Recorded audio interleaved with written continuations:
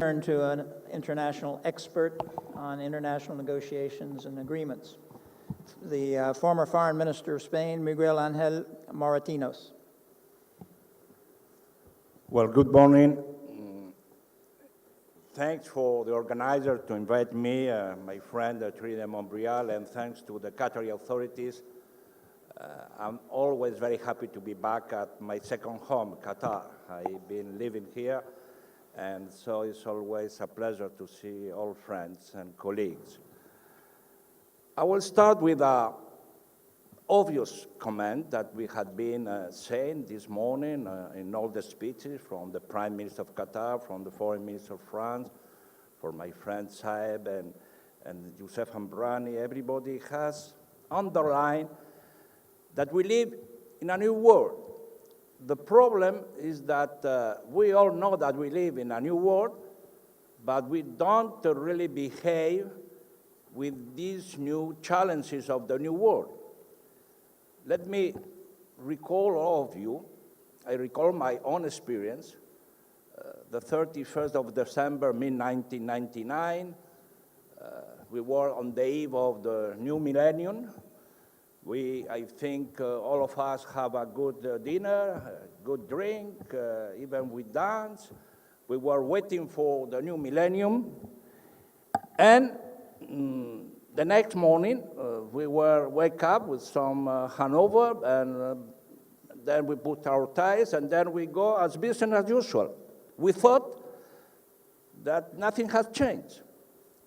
And I remember Itamar and Saeb, in this new millennium, we thought we are going to have peace between Israel and Palestinians. We have a Clinton administration, we have the best condition, even Hafez al-Assad was practically convinced to make peace in Syria and Palestine. It didn't happen. And then 9/11 came, and all security challenge collapsed. The Twin Towers collapsed, and we were concerned, and the Bush administration, from my point of view, wanted an extremely strategic mistake. And then we continue as nothing has happened. And then we have to wait for the September 2007, Lehman Brothers collapsed, the whole financial system collapsed, and we didn't change. And then the paradox is that 11/9, no 9/11, the U.S. President of the U.S. America is Donald Trump. So I hope 9/11, 11/9, we should be aware that we are living in a different world, that we are living in a new world.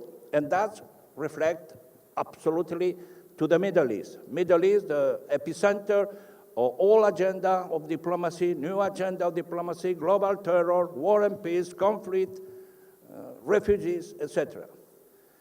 So we are prepared for this, or we are not prepared. We want to change, we want to address the issue, or we are not.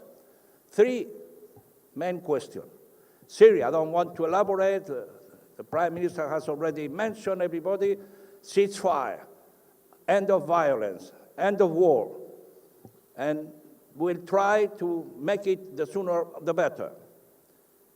Let's go to my personal, and I will say professional living, that is the Israeli-Palestinian conflict.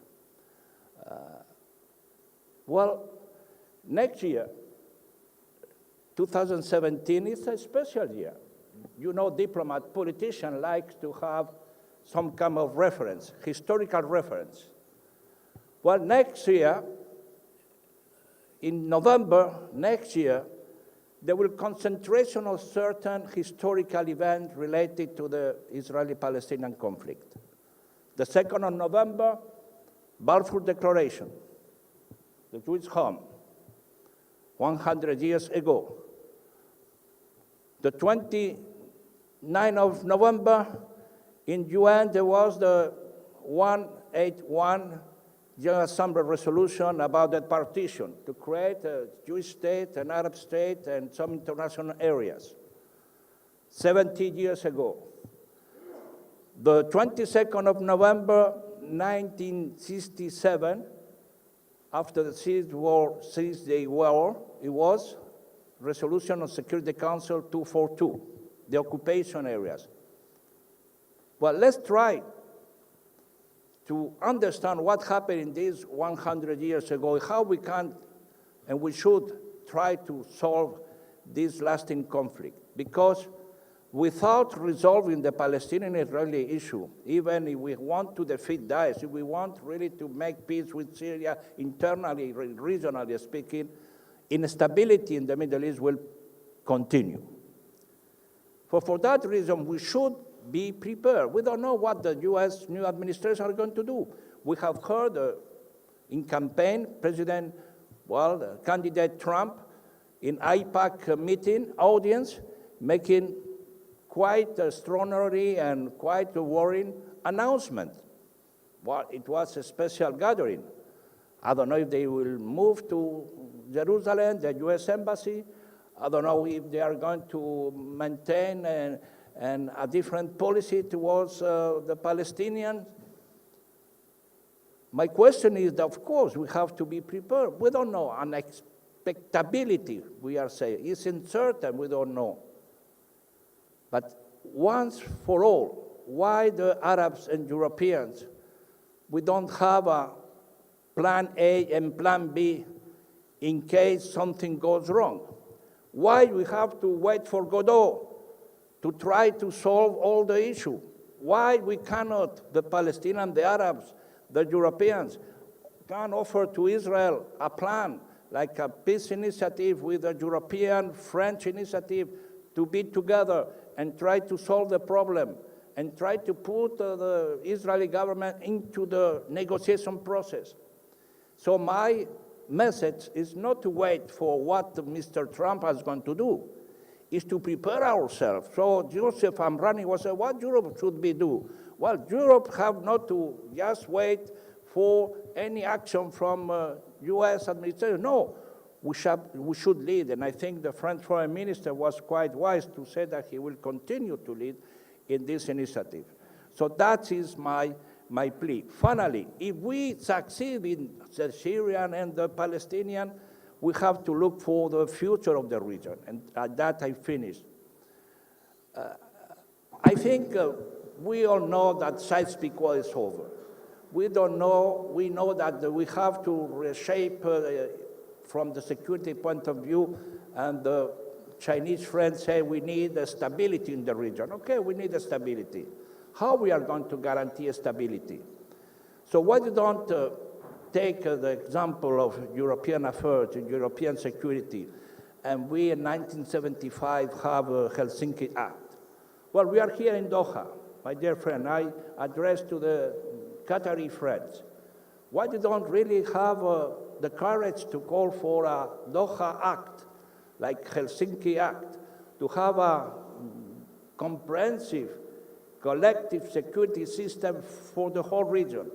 It's a paradox that in the Middle East there is not a own collective security system. You are behind the American security system, or you are under Iranian threat. Why you don't really move forward and you try to invite everybody around the same table? Israel, Iran, everybody, all Arab, European, Chinese, Japanese, everybody who have certain things to do, in order that we can create a multilateral framework that can guarantee peace and security and cooperation for the future. Thank you. Thank you. That's very challenging ending.